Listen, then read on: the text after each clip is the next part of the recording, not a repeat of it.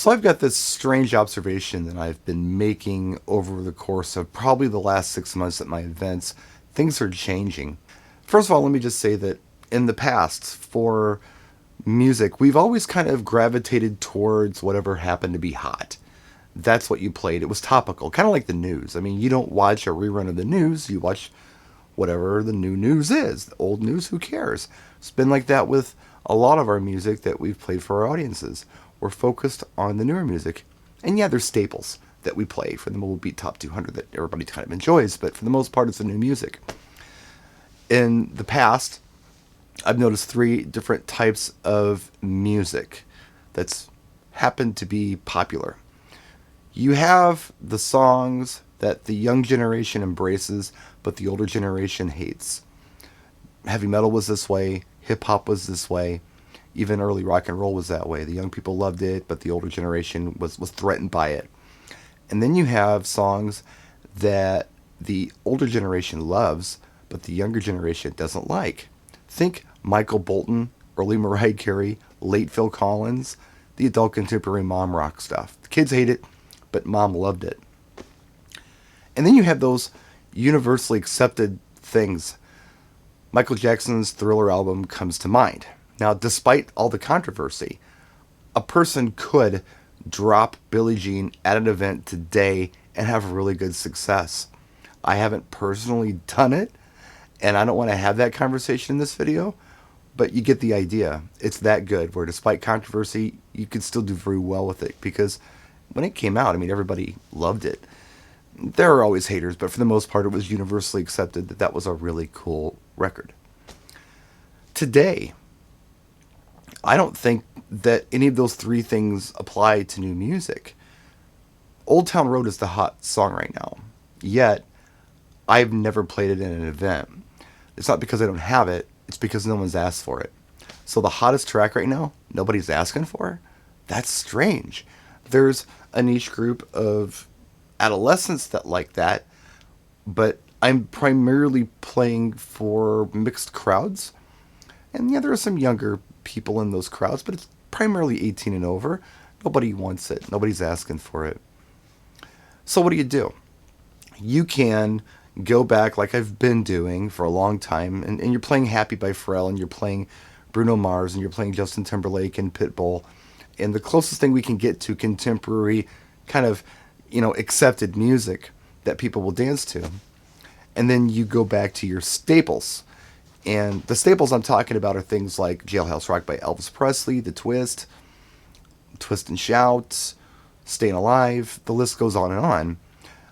I call those training wheel songs because they all have this really good beat. It's a constant beat where it's easy to dance to. So, it's more likely that people will come out and dance to it. It's not challenging. You don't have to be in love with it. Things like Jimmy Buffett. You have to really like Jimmy Buffett to dance to Margaritaville, or you have to really like Meatloaf to dance to Paradise by the Dashboard Light, because they don't really have that beat. They're different. And those are the kind of songs that always freaked me out, because they didn't have that 4/4 time thing or the 4 and the 4 thing or nothing.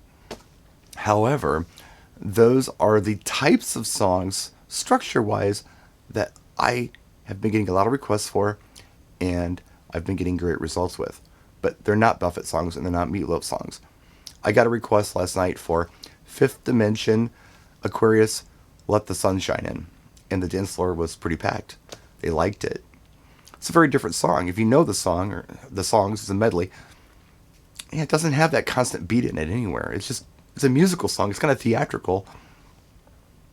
But yeah, to dance to it, they embraced it. Young and old embraced that song. Those are the kind of things I've been experiencing in my events. The challenge is following them up with something. That's the fun part. I'm not real familiar with Fifth Dimension music. It happened before I was born. I pretty much try to focus on music that happened after I was born.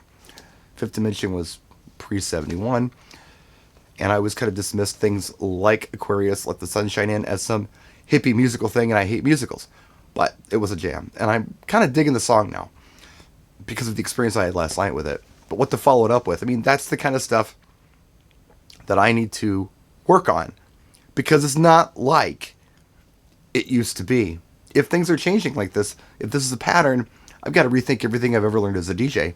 Now, in the past, if somebody wanted to hear Staying Alive by the Bee Gees, I could easily follow that up, either by going with Disco Inferno by the Tramps, or Funky Town by Lips Incorporated, or Heart of Glass, or alternately, I could pick songs with similar BPMs and mix them in.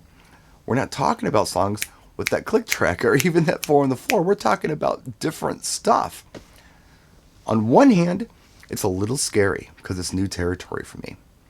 On the other hand, it's kind of cool. I played America's Horse with No Name last night. Nobody asked for it. I just played it. It was a Kentucky Derby party, and I got a packed dance floor. It was an early song, too. It wasn't something that I played after they were warmed up and drunk. I think it might have been the second song I played. There were several times that I had picked tracks out that I wanted to follow up some requests with, and I got scared, and I chickened out and went the easy route.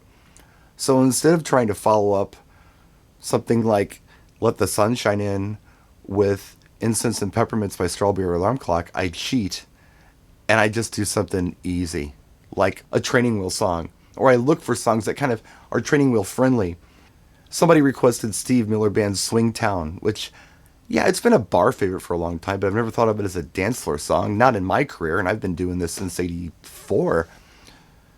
I had to follow it up with something because nobody really asked for anything. And when you're a DJ, you always try to one up your audience a little bit. You try to, and show them that you're cool. I did Doctor My Eyes by Jackson Browne, and it went over really well. I have a theory with millennials. Record collecting is kind of cool again. They're going to thrift stores, they're buying LPs, they're listening to them. Maybe they're hearing this stuff for the first time. Maybe it's getting into the culture that way. I've played songs for some of these groups that I know they don't know for a fact. I did a yacht club gig 6 weeks ago. They asked for James Brown's The Boss. Now, if you know that tune, it's a deep, funky James Brown tune. What do you follow it up with? Well, in my head, I'm thinking Lynn Collins' Think About It is the track you follow that up with. They don't know it, though. It's unfamiliar to them. But you know what? I'm going to drop it. And I did. And I had more people come out on the dance floor than they came out for The Boss. So maybe it's not always about familiarity like I always suspected it was. Maybe it's not always about having that training wheel beat on every track. Maybe it's just about good music. I don't know. This is so exciting. I'm actually excited. This is going to be fun. If this continues to be a trend, then hey, I'm on board 100%. That's it. Thanks for watching. Sorry for the long vlog. We'll see you next time. Practice and enjoy.